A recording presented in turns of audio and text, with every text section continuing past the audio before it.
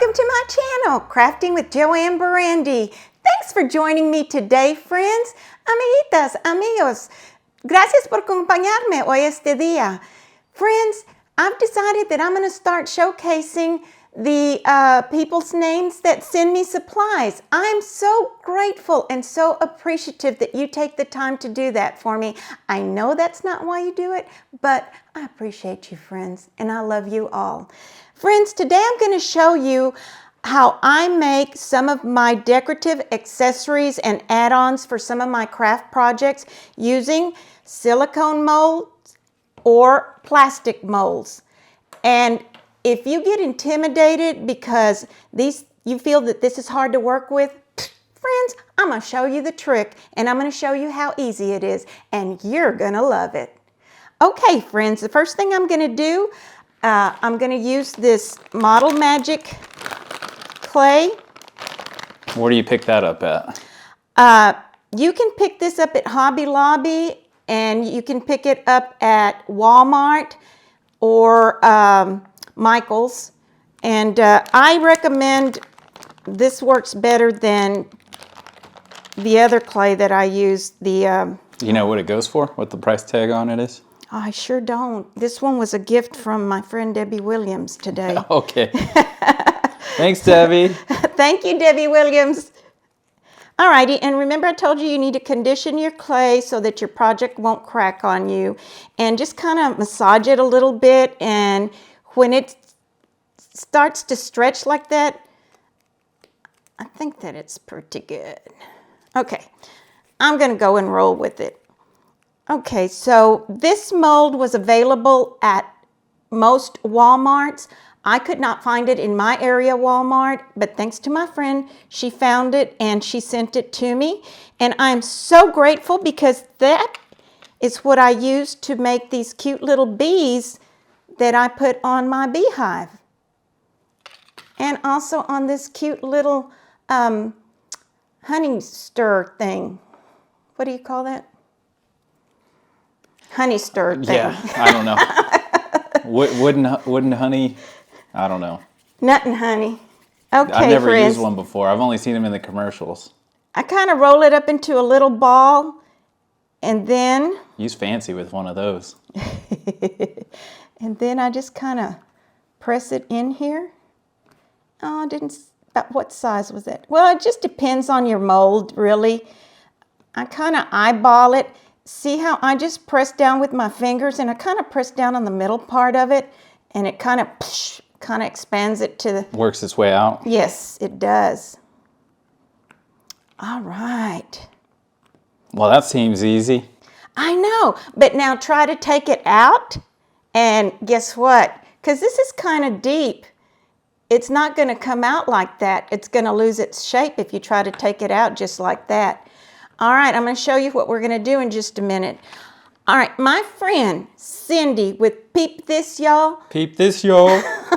Cindy made this cute peep kebab, or what do you call it, Eric? I call it a peep kebab. A peep kebab. But Let's call it she that. probably had another name for it, I'm sure. Peeps on a stick. And I just thought they were so cute. And she used a mold that she bought at Walmart. And there were none available at my Walmart. And my mouth was watering. I wanted to make this so bad. So I went to Walmart. I couldn't find it. But I found this little kit right here. It came with these little plastic little mold cases. And I decided to give it a try. And guess what, friends? It worked. Look at that. And I'm going to show you how easy it was. Of course, I didn't close it. Notice how this is the side that has the two eyes, the little facial imprint on there. I used that side.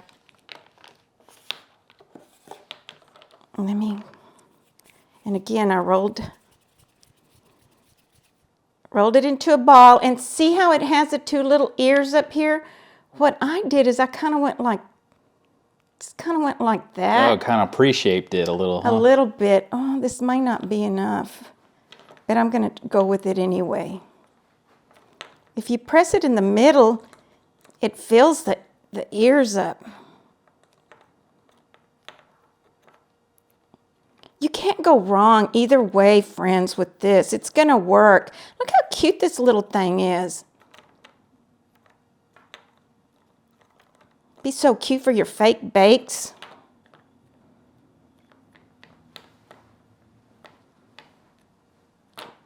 Just make sure that it's pressed in there good. Okay. So now when you were doing it, is that about how deep you were going with them, or was it kind of flush with the top? Well, or does it really matter? It doesn't really matter because look, see, one is a little bit thicker than the other. Look, for example. Oh, but that still looks plenty thick. Yeah, it'll work. It'll be all right. That's my motto, friends. You know that. Okay, now I'm going to leave you for just a few minutes because the whole trick to this is putting them in the freezer for 15 minutes. So I'm off to my freezer. I'll be back in a bit.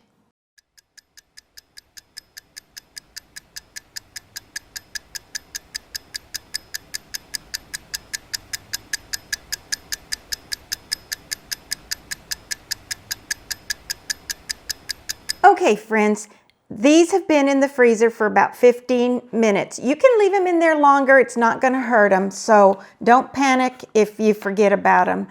I'm going to take the little bee one out first.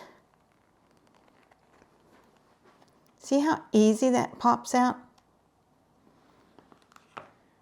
Now, I'm sure somebody's going to think why putting this in the freezer would do that, but usually when you freeze stuff, there's shrinkage. Yeah. I feel like there's so many jokes that are going to be made. Yes. My mind wandered off. Okay, friends, and when you take it out, it's going to start forming a little moisture. Don't worry about that. I usually put mine on a cooling rack or just put them somewhere where it can air dry. Let it air dry for 24 hours before you start painting on it is my suggestion. But of course, sometimes we don't have 24 hours, so just play it by ear. All right, now this little kit here came with this little handy tool, and I found that I needed to pull this out. And I know it looks kind of rough, like you're stabbing into it. Like it's losing its shape or something. But look, friends, and since there's moisture on it, I just kind of work with it. And you can, smooth it and soften it back up. Look at that. See how smooth it is usually I dip my finger in water. Yeah, that's why they watch. You got to show them all your tricks and tips. Yes, friends, look at that. It's smoothing out. And then by the time it expands and dries a little bit, it'll all be gone. How long do you usually let these set to be fully cured? 24 hours. Oh, okay. I think you may have said that earlier. I heard you say 24 hours. But sometimes I get over anxious and I just I start painting on them.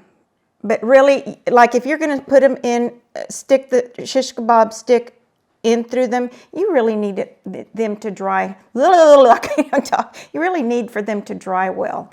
Okay, friends, I'm going to show you too. Be on the lookout for things. Like I said, I just ran across this little kit, and it was only $2.98, and it brought 3 of those little plastic molds. And look how perfect the little chick comes out. And this chick would be perfect to go on top of, I didn't have anything ready to put it on, but look how cute it would be on top of your cupcake or your little floats or whatever. You can accessorize them really, really cute and really easy with these little peeps that you make with the mold. See, I've got some made right here. And I just thought this was a bargain. So I got that. And then Debbie had sent me this also. It's a big chick or peep. And it had these 3 little bitty. So friends, just be on the lookout for things that'll work that you can use with clay. She made her little shish kebab stick, or little peep stick. She made it using this tiny little cookie cutter. Who did? Debbie Williams. Oh, okay. And I'm just making sure. And I'm sorry. And she posted a picture of it on our Facebook craft group page. You'll have to check it out. It worked out real great. And I'm so grateful to Cindy for sharing this idea with us. That's why I asked who, because you were talking about, you just said her and you were pointing at that. And you. Sorry. Well, anyway, so be on the lookout for things that you can use when you can't find, like when Cindy showed us the little blue mold that she found with the peeps on it. I mean, I was just like, I have to have one of those, but they didn't have them. So also I wanted to point out to you that I didn't have an Oreo. Nabisco. A Nabisco treat? Okay, friends, y'all know me. Words are hard. Okay, I didn't have an Oreo mold when I first started this fake bake journey. And so I bought this little mold right here at Michael's, I believe, at Michael's. What's it say? It has a brand on there. Wilton's. Okay. Or, yeah, Wilton's. Is there an S at the end? It just says Wilton. Wilton. I'm so used to saying Wilton's. Anyway, and that's how I made my cookie for my fake bake. This one was a sample, and it kind of got a little wonky on me. But I used just clay in the middle and squished it. I made a ball and just squished it down until it looked full. You can also trim the top of a toilet paper cylinder and stick it in there, and then put your little caulking around it. Not caulking, but your spackle frosting around it, and create that look. That's a great way to save material. Yes. So anyway, be on the lookout for that. That worked for me at the time that I needed it. Enough with the jibber jabber later. You can do some arts and crafts or what? Oh, well, I was just going to show you how quick. Sorry. No, I'm just messing with you. Talk about arts and crafts, friends. Let me tell you, this morning I told my Juanito, I said, Juanito, I got to go into town. I'm fixing to paint this right quick, but I was going to show you that trick. You just put a little hot glue, low temp, and glue your little, whether it's the bee or the bunny, glue it on there, and it's so much easier to paint, friends. Anyway, we were going into town because I saw this. It's not a big secret that I love big earrings. I bet you couldn't tell. But anyway, I wanted some peep earrings and or big bunny earrings, and I found some online. And they were $80, and I thought, $80? No way, I can't pay $80 for a pair of earrings. And I looked at them and I thought, I can make them. I used to make watercolor jewelry and used to sell it and made it all the time. So I went and got the materials this morning. So I'm anxious to make a pair of peep earrings. I'll share them with y'all. I'm so excited about it. I haven't made watercolor jewelry in a long time. And there's some little tips that I could tell you about them too. Maybe I'll make some on camera. See how easy it is to paint this on a stick? And you can just fill in the back when it's dried off. And one good coat will do it.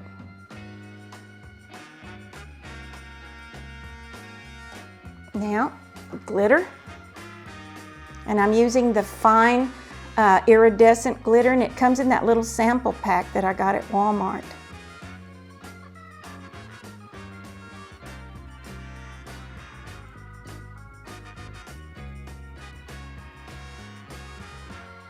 Now remember, this one was one of my dry ones. It was already dry. Let me see, I'm gonna use this puffy paint. Oh, thank you for the tip. Everyone gave me a tip about, remember I said I didn't know how it puffed up? It was called puffy paint, but I didn't know how it puffed up.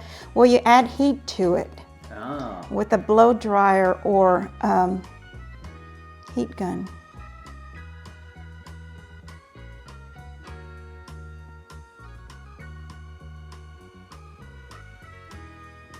Look at that, friends. Let it dry. You've got a peep. You can either use those as add-ons to your fake bakes, like I said, or you can make this cute little shish Peep kebab. Thank you. That. All right, friends. I hope that this was helpful to you. For those of you that said you needed some help on knowing how to mold the bee in here and popping it out and everything. So friends, don't hesitate to try this. This works. Put it in the freezer. It's going to come out perfect. Let's see, did we fail to mention anything? Do we have anything else to mention? I think the earrings were the only thing you were going to mention. Okay, I was going to mention that I'm going to show that to y'all. Okay, friends, that's it. I hope you enjoyed this video. Don't forget to like, subscribe, and share. And friends, be the reason somebody smiles today. Love y'all.